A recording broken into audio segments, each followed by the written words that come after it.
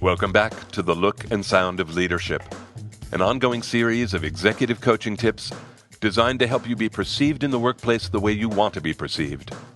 I'm Tom Henschel, your executive coach, and today we're talking about don't take anything personally. Karen used to run an entire department for a state university. She managed hundreds of people and a six-figure budget. Then, she transitioned into a senior role in the investment banking world. She found herself working for a boss who wouldn't let her authorize any expenditure over $100. Karen understood at first, but by the time our coaching began, she'd been in her position 3 years, and her boss still held her to a $100 limit, and she was steamed. "Wouldn't you think I'd have earned his trust by now?" she asked. "I've given him every reason to trust me, but he obviously doesn't, or he'd let me manage my own budget." "Oh," I said in surprise. "You think this is about you?" "You bet," she said. "If he thought I was trustworthy, he'd let me out of this choke collar." She pulled at an imaginary restraint. I asked, "Do you imagine if someone else were in your position, he'd give that other person a different authority over expenditures?" "Maybe," she said. "Well, I don't know. But after 3 years, wouldn't you think I'd have earned his trust?" "I think you have earned his trust, Karen," I replied. "I think this is how he manages. My guess is he does this to everyone." "Well, it sure feels like it's about me," she said. And then Karen and I began a discussion about what it means to take things personally. Stefan was the manager of a small group. He was struggling with a very different situation, but also felt deeply personal. Stefan managed enormous amounts of data by walking around and talking to people about their work. Stefan's a good listener. Most people like talking to Stefan. One day, at the desk of a guy named Robert, Stefan was asking lots of questions as normal, and suddenly, Robert began to raise his voice, accusing Stefan of being a micromanager and a bottleneck and worse. Much to his regret, Stefan raised his voice too. It did not end up reflecting well on either of them. 9 months later, when our coaching began, Stefan still felt shame about the whole incident. Plus, the exchange had made him begin to doubt his own methods and intentions. During one of our first coaching conversations, I asked if I could show him something on his computer. He said sure and logged me in. I pulled up a review from the Los Angeles Times of a little movie called She's Out of My League. I read a particular section to him off the screen. Much of the film's good humor comes courtesy of lead actor Jay Baruchel. Nothing would work without the appealing Baruchel. I looked at Stefan and smiled. "How'd you like to wake up and read that about yourself in the newspaper one morning? That'd be fun, wouldn't it?" He gave a smile. "I guess, yeah." "Well, I sure think so. Anyway, now look at this." I pulled up a review of the same movie from the New York Times. Together, we read the critic's declaration that the movie was a dud, and the major reason it was a dud was because of the very same Jay Baruchel. I turned to Stefan.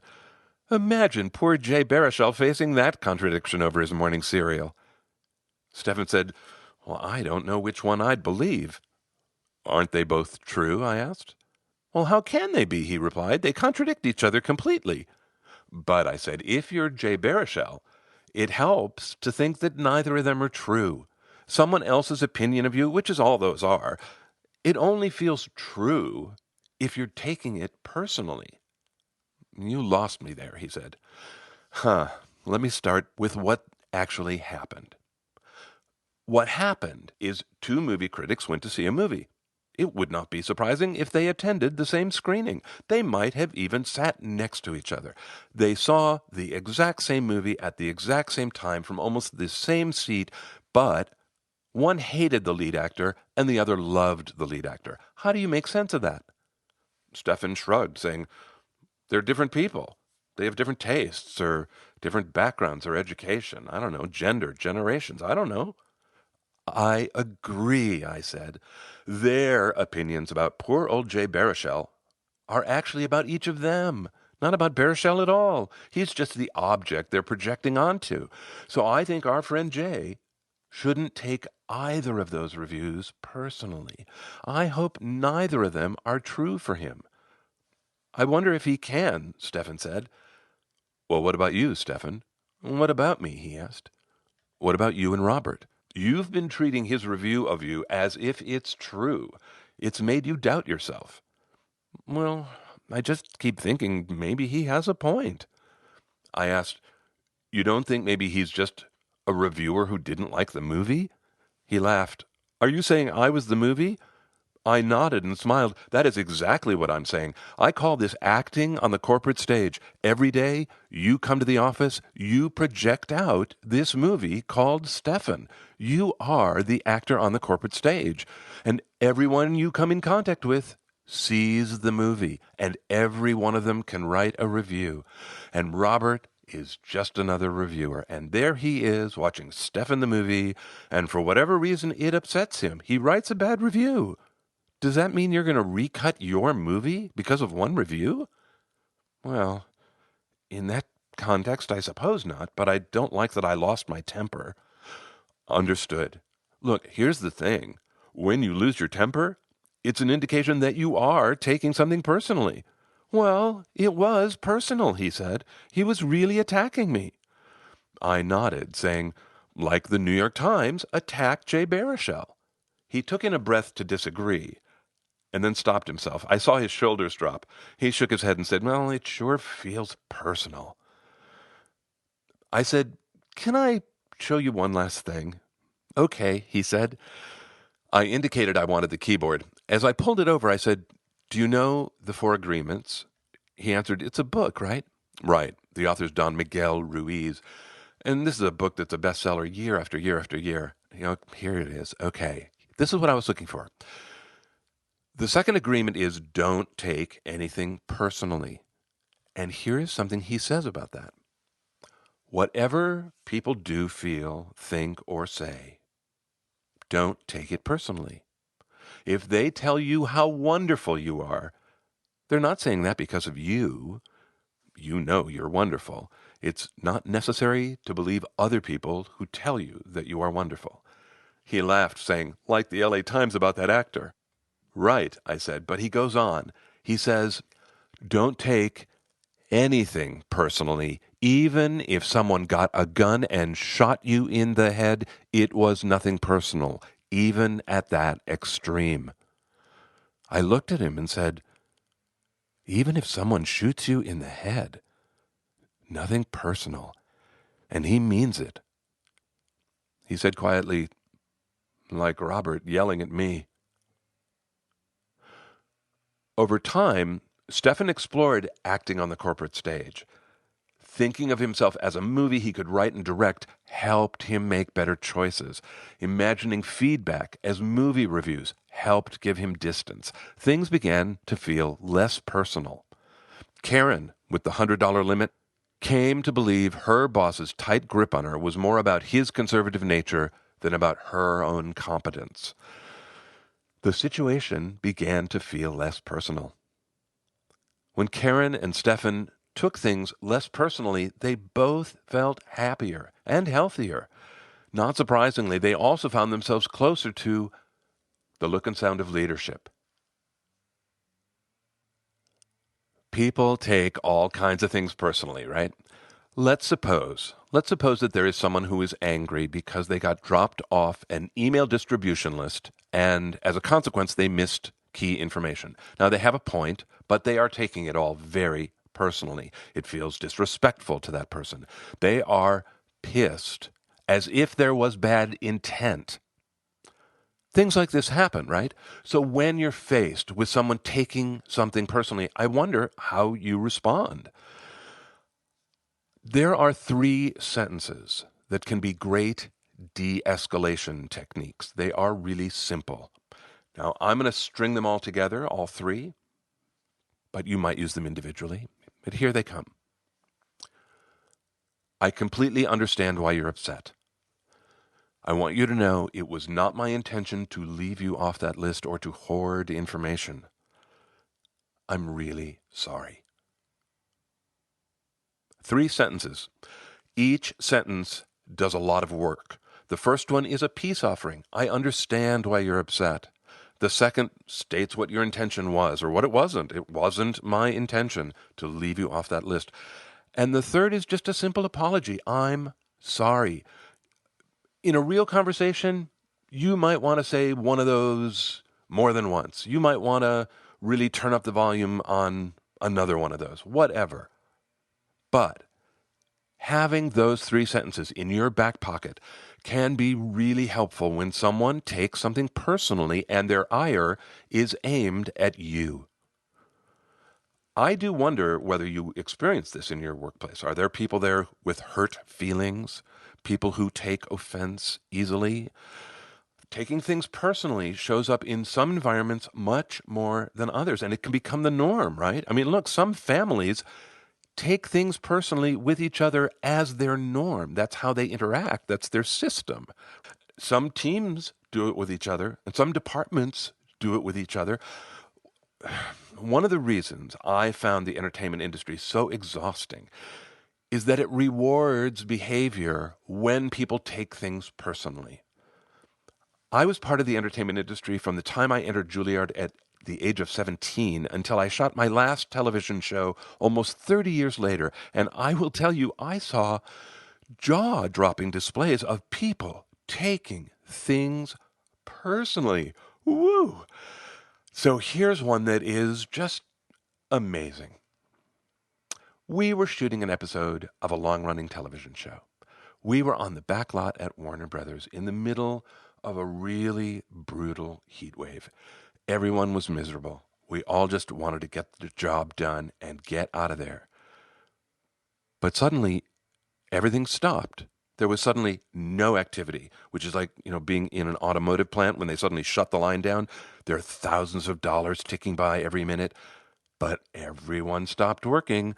Well, soon enough, the word spreads around that the lead actress won't come out of her trailer because she doesn't like the writing in the next scene. She refuses to come out and shoot this scene until the producers rewrite her pages and then bring them to her by hand from their offices across the lot. So the pages were rewritten, and we waited, frying. The entire crew, all of us, the director, everyone, because this woman was taking that scene very personally. That story is just so excessive, isn't it? I mean, it's a Hollywood stereotype, the spoiled actress having a temper tantrum. We hear a story like that and we completely laugh it off and we think, well, geez, I would never be anything like that. That's a monster. But you see, I think when we take things personally, we all share one thing, all of us, including that actress. We share a sense of feeling justified in whatever we are taking personally. It makes sense to us, and there's a sense of rightness that makes it feel personal.